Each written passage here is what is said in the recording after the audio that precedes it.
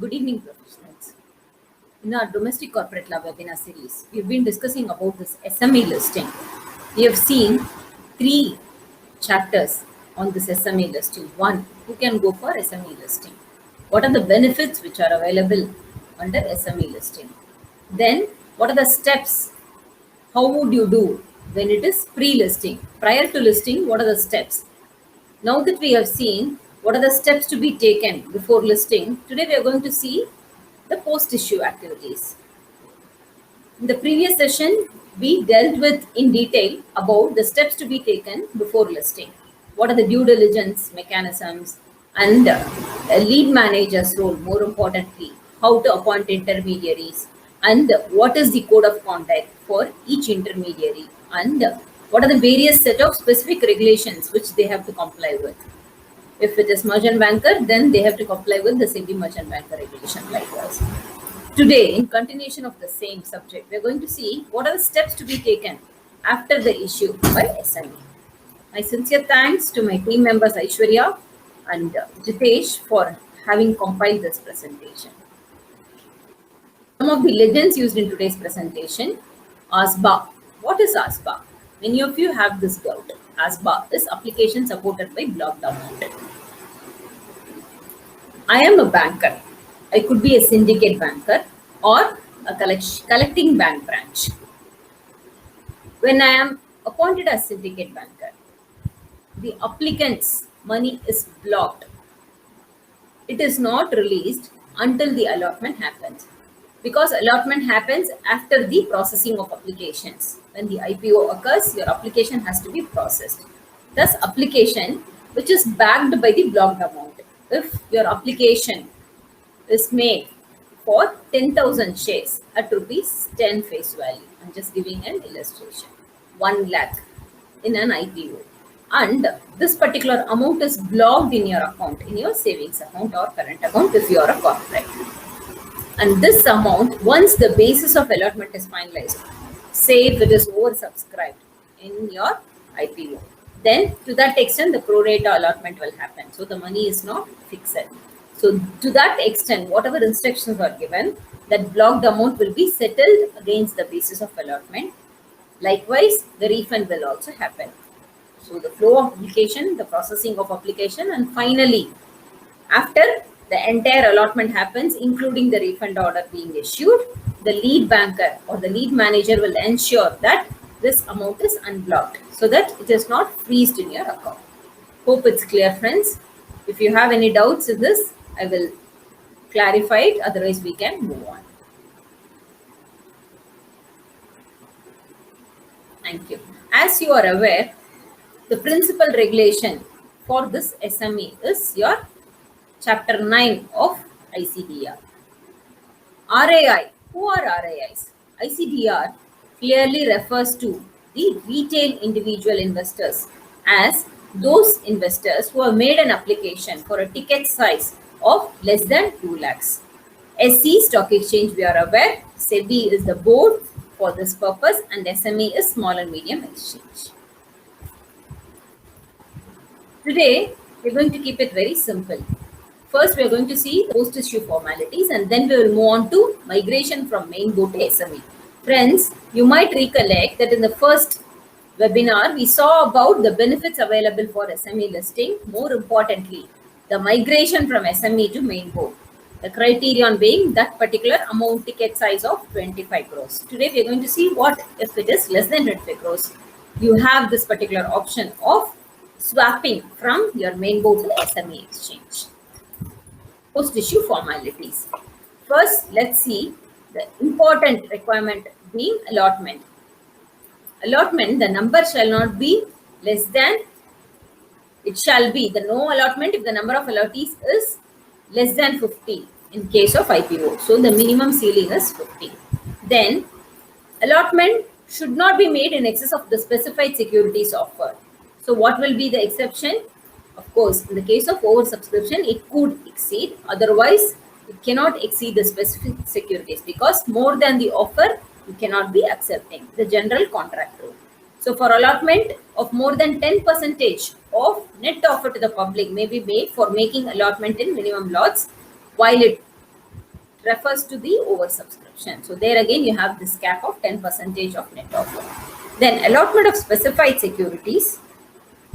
We already have observed what is the meaning of specified securities, being your equity shares and the convertible securities to applicants other than RIIs and anchor investors shall be on proportionate basis within the specified invested category, and the number of securities allotted shall be rounded off to the nearest integer.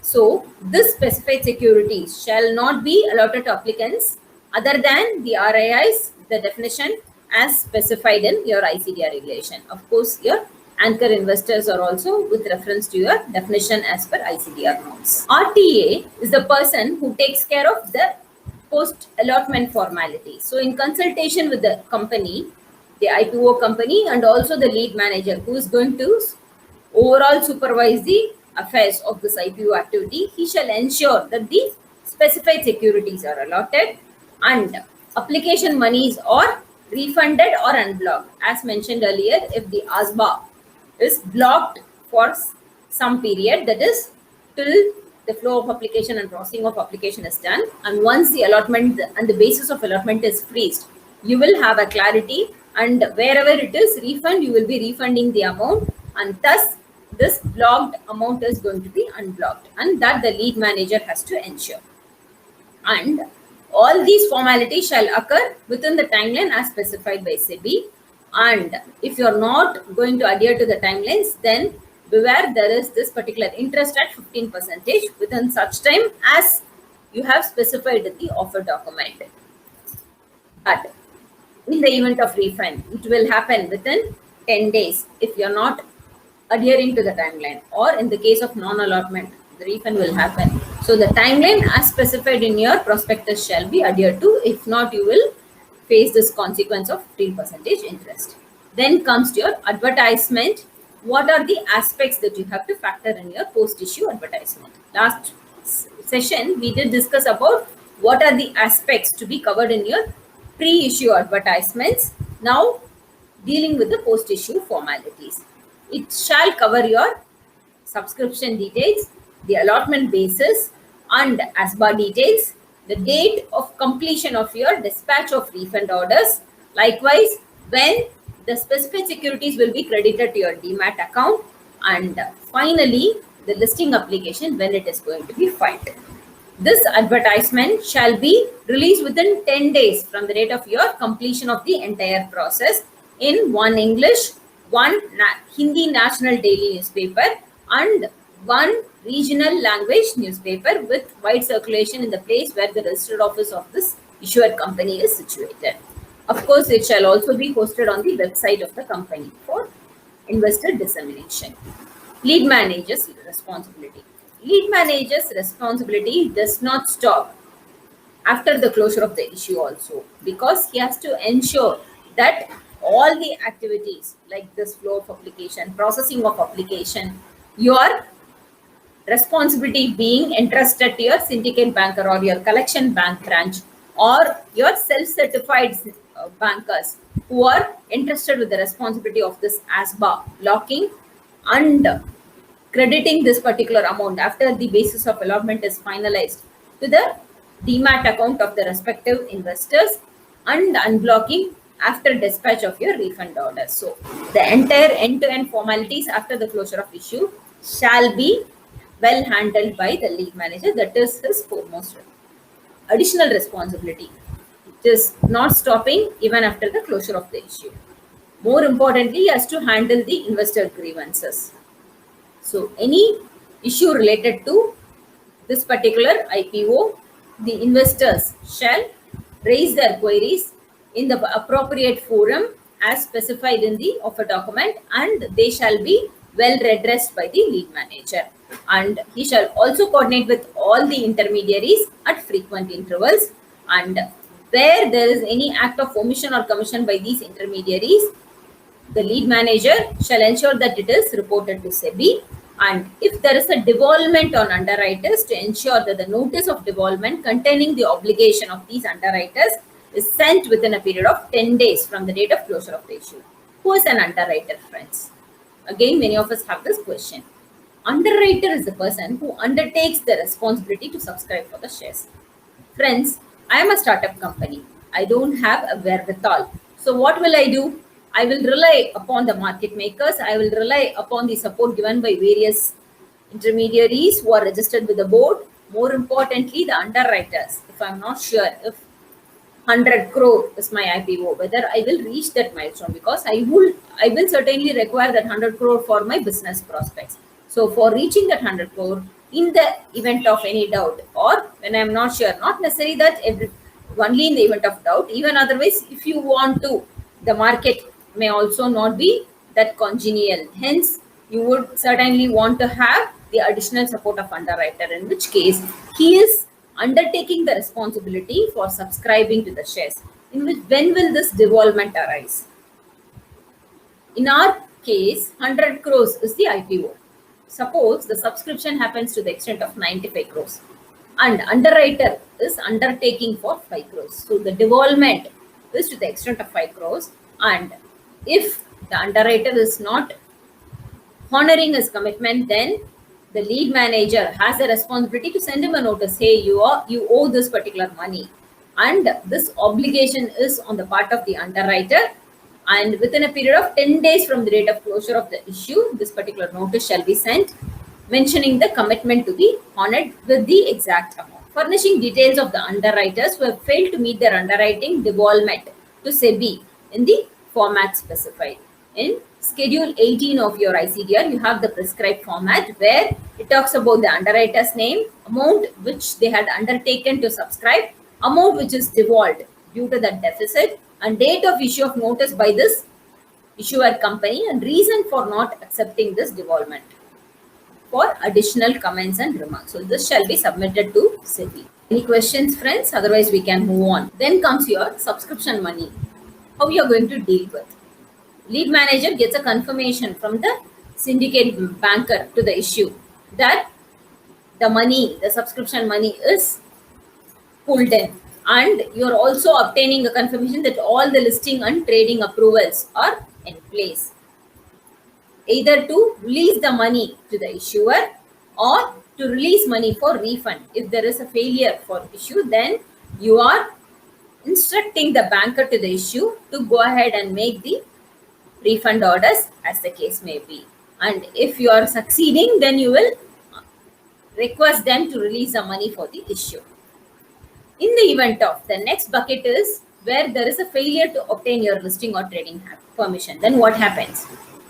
The regulation clearly says that you shall refund the entire money, and the timeline is 7 days of intimation from the exchange, when the stock exchange is intimating that your trading or listing permission is rejected. So you have a timeline TAT of 7 days. If such money is not repaid within 8 days after this particular issuer is liable to repay this particular amount, then issuer and every director who is an officer in default shall be jointly and severally liable to repay with 15% interest. If you recollect, previously in the post-issue formalities also, we saw that within the timeline as stated in the offer document, if the allotment is not happening or the refund is not made, then this interest at 15% was levied. Similarly, here again you have the officer in default liable for 15% interest. Next comes your post-issue reports. You will be submitting your final post-issue report in the format as clearly specified in your SEBI ICDR regulation. The format for post-issue report is clearly articulated in your Part A of Schedule 17 by the lead manager. So this should also be attached with your due diligence certificate. During the previous session, we saw that the due diligence, the detailed exercise will happen, and they have to provide the DDR, the due diligence report. So this due diligence report shall also be attached by the lead manager. And here this particular format is as provided in Schedule 5. The due diligence certificate must confirm inter alia 3 important items, more particularly with reference to your lock-in. What is lock-in, friends? I have the shares, and if I am a promoter, generally I am supposed to hold the securities without selling those shares. So that is lock-in. So I have to hold the securities more because I will have a vision for the company, and because of this vision, because of this mission and vision statement, many of the investors would have invested in the company, and hence the promoters lock-in is the key for the continued success and to honor the commitment as stated in your offer document. And hence, the certificate for locked-in securities to confirm that they have been stamped as non-transferable, which means the promoter shall not transfer it once the IPO process is over. He shall hold it for the minimum period as specified in the regulation or as stated in the offer document in line with your regulations, indicating the period for locked in specified securities. If it is for 2 years or 3 years, as the case may be, that shall be stated in the certificate. Intimation to the depository, which is very important, because in the case of dematerialized form, your depository shall not be transferring. Only when it is emphasized on a document, he will not be acting upon the instruction of the promoter to do further transfer. Thus, intimating your depository assumes relevance. Second category is specified securities included as minimum promoter contribution, and specified securities in excess of minimum promoter contribution have been locked in. So all these are more particularly with reference to promoters contribution as mentioned just now. And lock-in of specified securities held by persons other than promoters. So it is not only relevant to promoters, even for other than promoter category, the minimum lock-in period as specified in your regulation backed by your offer document, you have to confirm in your DDR that the same has been complied with. And the post-issue report together with the DDR certificate shall be submitted within 7 days from the date of finalization of the basis of the allotment, or within 7 days from the date of refund of money in case of failure of making the issue. So this is with regard to your post-issue report formality. Then the promoter and promoter group, what is their commitment? Issuer shall ensure that all transactions in securities which are held by P and PG during the below period shall be reported to the exchange within 24 hours of such transaction. That is, the occurrence between the date of filing the offer document or the draft offer document and the date of closure of the issue. So this reporting formality has to be well taken care by P and PG. Listing. If any listed issuer issues specified securities as per Chapter 9, which is your issue of IPO by SMEs, they shall migrate the specified securities already listed on any recognized stock exchange to the SME exchange, which we are going to see in the form of migration from main board to SME exchange. So this is again a very simple, plain vanilla process, friends. The listed issuer whose post-issue capital is less than 25. We already observed that when it is a migration from SME to main board, it is above 25 crores. Thus, you have less than 25 crores for the swap from main to SME board. They may migrate their specified securities to SME exchange. They have to comply with a very minimal formality. What is that? The shareholders have to approve by way of passing a special resolution, and it shall be through postal ballot. And the issuer fulfilling the eligibility criteria, that is very important. For the criterion which are laid down by exchange, they have to ensure that they are adhering to those norms to move from the main board to SME exchange. With this, we are concluding the steps to be taken after issue by SME IPO. Friends, we will stop here, and we will in the next session handle the compliance monitoring. So when now the baby is formed and we have the listing in place, how to ensure that the compliance is well reviewed and monitored, we are going to see in our next session. If you have any questions, I'll be glad to take. Otherwise, we can wind up for the day, friends. Thank you very much. Have a safe weekend. Take care.